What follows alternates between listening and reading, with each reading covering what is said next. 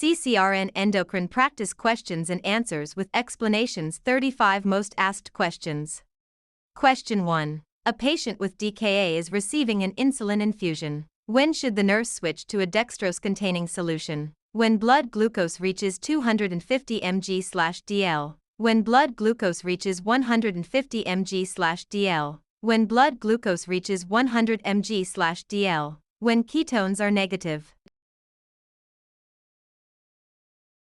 To prevent hypoglycemia and cerebral edema as glucose levels fall, dextrose is added to 4 fluids when glucose is 250 mg/dl.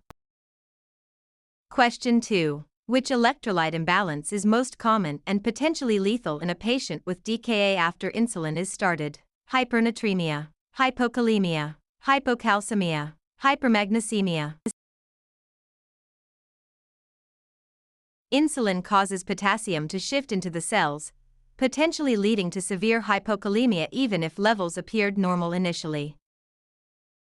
Question 3. In diabetes insipidus, D, the urine-specific gravity is typically greater than 1.030, less than 1.005, exactly 1.010, between 1.010 and 1.020.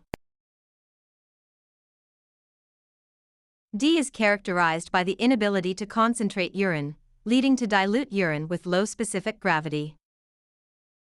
Question 4. A patient with SIADH is likely to exhibit which of the following laboratory findings? Hypernatremia, hyposmolality, high serum glucose, low urine sodium.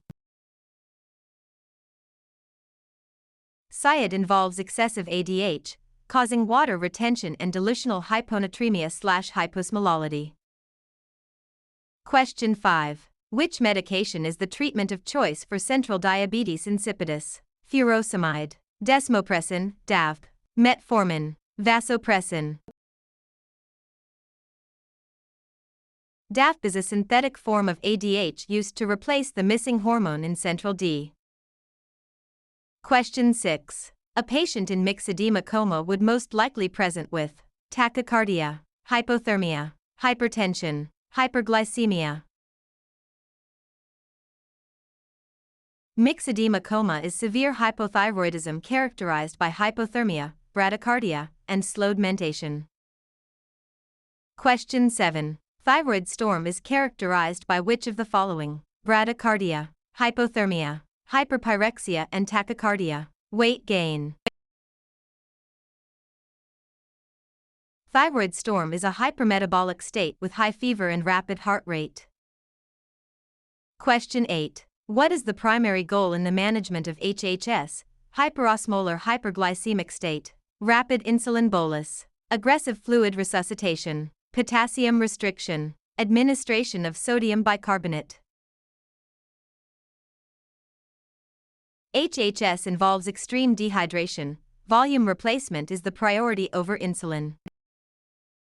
Question 9. In primary adrenal insufficiency, Addison's disease, the nurse expects to see hypokalemia, hyponatremia, hyperglycemia, weight gain. Adrenal insufficiency leads to loss of aldosterone, causing sodium loss, hyponatremia, and potassium retention.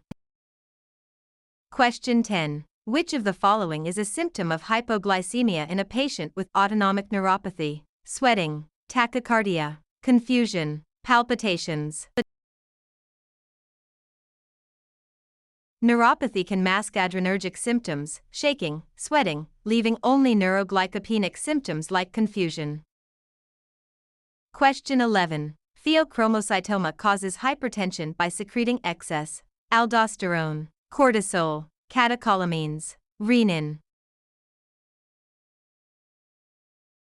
Pheochromocytoma is a tumor of the adrenal medulla that releases epinephrine and norepinephrine. Question 12. The Samajai effect is characterized by hyperglycemia in the morning due to overnight insulin resistance, hypoglycemia in the middle of the night followed by rebound morning hyperglycemia due to growth hormone release, persistent hyperglycemia throughout the night. The SIADH effect involves a dip in glucose followed by a counter-regulatory hormone surge. Question 13. What is the hallmark sign of SIADH? Polyuria, dilutional hyponatremia, hypernatremia, weight loss. Excessive water reabsorption leads to concentrated urine and diluted serum sodium. Question 14. A patient with Addisonian crisis requires immediate administration of insulin, hydrocortisone, spironolactone, furosemide.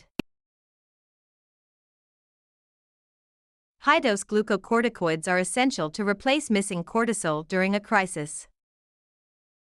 Question 15. Cushing's syndrome is caused by an excess of aldosterone, cortisol, thyroid hormone, insulin. Cushing's is characterized by hypercortisolism. Question 16. Which test is used to differentiate between central and nephrogenic D? Water deprivation test, glucose tolerance test, vasopressin challenge, TSH level. If the kidneys respond to vasopressin by concentrating urine, the D is central; if not, it is nephrogenic. Question 17. Trousseau's sign is associated with which electrolyte imbalance common in hypoparathyroidism? Hyperkalemia, hypocalcemia, hypermagnesemia, hyponatremia. Hypocalcemia causes tetany, evidenced by Trousseau's, carpal spasm, or crossed X sign.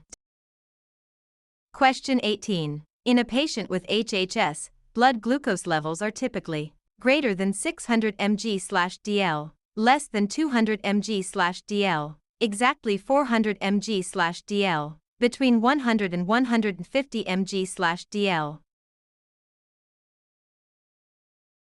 HHS is characterized by profound hyperglycemia, often exceeding 600 mg/dl.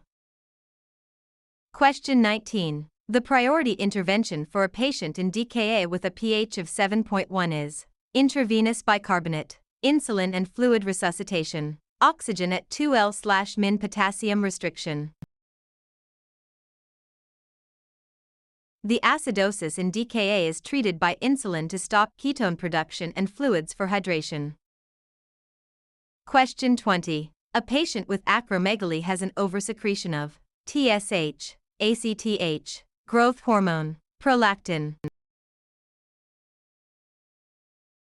Acromegaly is caused by excess GH after the closure of epiphyseal plates.